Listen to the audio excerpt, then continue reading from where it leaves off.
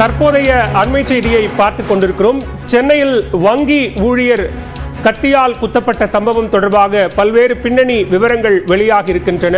ஏன் கத்திக்குத்து சம்பவத்தில் அவர் ஈடுபட்டார் என்பது தொடர்பான கூடுதல் விவரங்களோடு இணைகிறார் சிறப்பு செய்தியாளர் கோகுல். இந்த விவகாரத்தில் இன்றைக்கு பட்ட பகல்ல ஒரு கத்திக்குத்து சம்பவம், அதுவும் சென்னையினுடைய மைய பகுதியில் இருக்கக்கூடிய வங்கி கிளையில நடந்திருக்கு. என்ன பின்னணி காரணம்?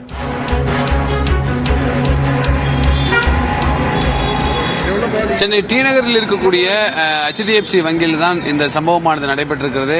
இந்த வங்கியில் பணியாற்றக்கூடிய தினேஷ் என்ற ஒரு வங்கி அதிகாரியை சதீஷ் என்ற நபர் வங்கிக்கு உள்ளே பட்டப்பகலில் உள்ளே புகுந்து கத்தியால் காதில் வெட்டியிருக்கார். அதில் இரத்த காயம் ஏற்பட்டு அவர் தற்பொழுது தினேஷ் மருத்துவமனையில் சிகிச்சைக்காக அனுமதிக்கப்பட்டிருக்கார்.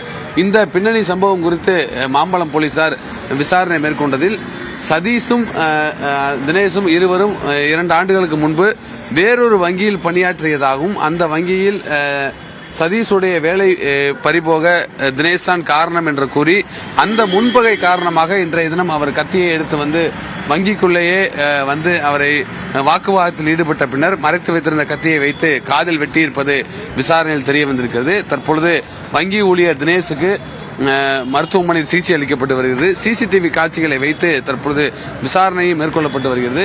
சதீஷ் புதுக்கோட்டை மாவட்டம் மணமேல்குடி பகுதியைச் சேர்ந்தவர். அவரும் ஒரு வங்கியில் தினேஷோடு பணியாற்றியிருக்கார். பணம் கொடுக்கல் வாங்கல் ஒரு காரணமாகவும், அதே நேரத்தில் வங்கியில் ஏற்கனவே பணியாற்றிய போது இவருடைய வேலை பறிபோவதற்கு அவர்தான் காரணமாக இருந்ததாக கூறி ஏற்கனவே இருந்த முன்பகை காரணமாக தான் இந்த சம்பவம் நடைபெற்றிருப்பதாக கூறப்படுகிறது.